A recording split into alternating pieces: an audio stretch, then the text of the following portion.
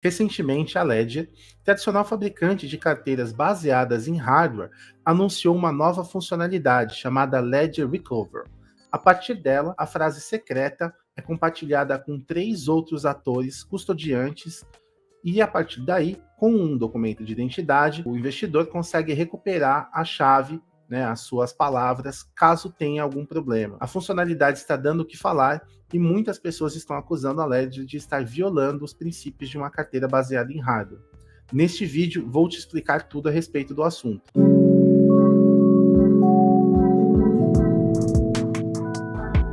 Mas então, o que é esse tal Ledger Recover? Bom, o Ledger Recover é uma nova funcionalidade que vai estar disponível em alguns países, né, notadamente Estados Unidos, Reino Unido, Canadá, né, países da União Europeia, em que você vai poder, tendo uma Nano X, né, ou uma Nano X, que é o modelo top de linha que está aparecendo aí para vocês na parte direita da tela, você vai poder acessar essa funcionalidade, optar por essa funcionalidade, né, a partir de uma atualização de firmware que está sendo disponibilizada, e quando você opta por ela, a sua frase semente, ou seja, suas 24 palavras, vai ser fracionada em 3 partes que vão ser divididas com um custodiante profissional, né, ele vai ter um módulo de hardware para garantir uma boa criptografia, né, uma boa integridade desses fragmentos, e esse custodiante em posse do seu documento de identidade, né, no caso o passaporte, vai poder te ajudar a recuperar o acesso aos seus fundos caso você não tenha a chave de recuperação.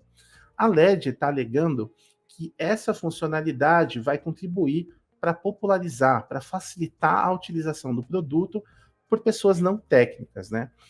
Essa estratégia de fragmentação, conhecida como Shamir Secret Sharing, né? Ou seja, o compartilhamento de segredos do Shamir, né? Que é o inventor, né? Shamir é o nome do inventor dessa técnica matemática, não, ou criptográfica, basicamente lembra um esquema de multiassinatura, né? Para quem está familiarizado com carteiras que precisam de mais de uma assinatura. Então você tem um segredo ali, né? O segredo S, e você vai quebrar ele em S1, S2 e S3. Os fragmentos que estão, por exemplo, com P1 e P2 já são suficientes para desbloquear o acesso ao segredo, né? Para recompor esse segredo, né? Sendo que, isoladamente, se você consegue quebrar a criptografia de um dos fragmentos, você não consegue inferir qual que é o segredo. Então, esse é o grande barato dessa técnica, né? Ou seja, você tem N fragmentos, precisa de K, né? Que vai ser menor do que N, e a partir então, dessa K quantidade de detentores, você consegue retornar o segredo S, né? Você consegue voltar a ter acesso ao segredo. E é usando essa técnica que eu descrevi aqui de forma bem rudimentar que a Ledger implementou todo um arcabouço criptográfico que está sendo muito mal visto pelo mercado cripto, né? Então, as pessoas estão basicamente preocupadas com a suscetibilidade à fraude de identidade, né? Como aquelas que a gente já vê ocorrendo, por exemplo, com operadoras de telefonia, né, portabilidade numérica, esse tipo de coisa, né,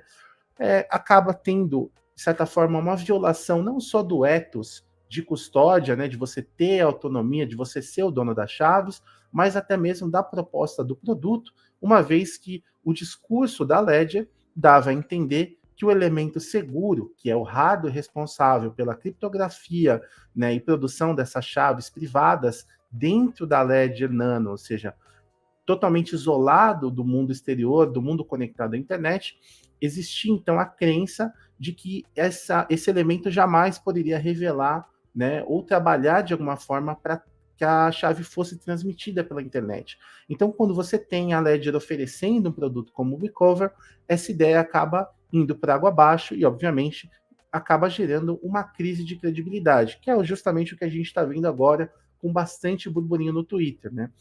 Abre também uma série de temores em relação às capacidades técnicas, né, que você vai ter para violar o enclave que vai estar ali presente na Ledger. Então, a ideia é que se a Ledger conseguiu fazer isso, talvez outra pessoa consiga fazer. É claro que as atualizações são assinadas, né? A Ledger assina isso, o hardware precisa conseguir identificar que a assinatura está correta, não é qualquer coisa que pode ser instalada no chaveiro, mas mesmo assim as pessoas acreditam que pode ser um vetor de ataque, né? Essa narrativa ganhou muita força no Twitter nas últimas horas, né? E além disso, tem a questão da segurança pela obscuridade, quer dizer, existe uma confiança na Ledger, mas essa confiança nunca foi auditada publicamente, porque o código não é aberto, né?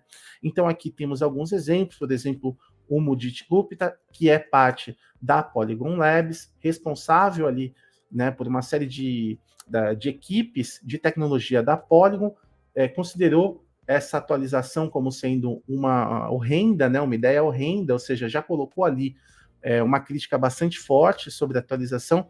Nós temos também o BitDove ali, um bitcoinheiro bastante conhecido, né, na criptosfera brasileira, também repudiou a ideia, né, e reforçou que é importante não enviar a semente, né, não enviar a seed, não enviar a frase secreta para terceiros, né. E o Marcelo Paz também, que participou recentemente conosco aqui de uma live sobre a Ethereum, também criticou bastante a ideia, apontando essa possível contradição, né, de posicionamento de produto da Ledger em relação ao elemento seguro, que, como eu expliquei, é o hardware ali que vai garantir a total integridade da chave privada que você coloca, na qual você vai derivar, né, as chaves públicas, na qual você então coloca a confiança para depositar fundos, né, utilizando o produto da Ledger. Então o Marcelo também foi bem enfático, dizendo que isso acaba expondo, né, uma falha de narrativa, expondo a Ledger, né, meio que colocando a Ledger como uma mentirosa, né, e essa é muito da tônica que a gente está vendo no Twitter, né, então uma quebra de confiança, né. Então, se você de alguma maneira ficou desconfortável por causa disso, fica tranquilo que agora eu vou te falar algumas providências que você pode tomar, né. A primeira delas é não agir por impulso, tá? Principalmente se você não compreende tão bem soluções de custódia. A primeira coisa é não haja por impulso, não saia jogando fora hardware, nem adotando a solução A ou B, porque alguém falou, inclusive eu. É importante que você pesquise antes, tá? Compreenda perfeitamente o que você está fazendo. Então, se você não conhece como que uma prática de segurança funciona, seria melhor não sair adotando, porque você pode estar, no final das contas, se comprometendo mais ainda, mesmo que não saiba disso, tá? É importante também observar que essa atualização foi disponibilizada apenas para donos da NanoX, ou seja, da NanoX, que é o produto top de linha da Ledger que está disponível hoje no mercado, né? Além disso, se você é brasileiro, a funcionalidade não pode ser utilizada, ela não está disponível nem para o Brasil, nem para qualquer vizinho aqui da América Latina, tá? Lembrando que a Ledger também oferece a Nano S Plus, que é mais barata que a Nano X e não está, né, pelo menos até onde eu sei, não foi citada nessa atualização. Outra coisa, né, e que vale ser citada, porque muita gente falou que é só não atualizar o dispositivo, é que quando a gente deixa de atualizar o firmware do chaveiro, a gente acaba introduzindo incompatibilidades ao longo do tempo, porque endpoints, servidores RPC e as próprias funções, né, que vão controlar o manejo ali, a interação com a blockchain vão mudando, e isso precisa estar refletido no Carimbo, né, que é o aplicativo que a gente instala na Ledger a partir do Ledger Live. Então não adianta querer boicotar a atualização, porque em algum momento a funcionalidade vai ficar quebrada e você vai acabar atualizando, né? Isso para não falar que você pode acabar atualizando acidentalmente ou por reflexo, porque é normal fazer essas atualizações, né? Outra coisa é que se você está pensando em migrar da Ledger para qualquer outro tipo de solução do custódia, precisa colocar tudo na ponta do lápis, tá? Geralmente custa caro e é preciso dizer que a gente tem visto taxas pouco amigáveis, tanto no Bitcoin quanto na Ethereum. Então não adianta ser impulsivo também, porque você pode acabar gastando bastante dinheiro movimentando fundos. E claro, para finalizar, né, as providências aqui, as principais, né, pelo menos, não é bom depender só de uma solução de custódia. Então, se você estava colocando todos os seus ovos numa cesta da Ledger, talvez seja interessante diversificar a sua estratégia de custódia. E eu enfatizo aqui a ideia de estratégia, né? Então, nós temos como alternativas carteiras como a Trezor T, da Satoshi Labs, que é um concorrente super tradicional para a série Nano, mas que apesar de ter o código aberto, ser prática porque tem uma tela de toque ainda que pequena e funcionar muito bem para quem custodia Bitcoin e Ethereum, né, além de poder permitir o acesso a altcoins por meio da MetaMask, né, e até ter um firmware opcional para quem é maximalista de Bitcoin e suportar também um esquema de criptografia no estilo Shamir, né, de fragmentação da chave, ela é uma carteira que não é muito amigável para quem gosta de altcoins, porque ela tem um suporte muito pequeno, né? Basicamente, ela suporta Bitcoin, forks de Bitcoin, XRP, e recentemente adicionou suporte para Cardano e para Tezos, né? A Cardano está integrada no Trezor Switch, Tezos precisa de carteira de terceiros. Então, ela tem um ciclo muito lento de atualização, demorou anos para introduzir essas duas redes, né? Cardano e Tezos, e você não vai ver na Trezor um suporte a integrações tão rico quanto o do Ledger Live, que hoje possui até uma seção ali com aplicativos integrados, né?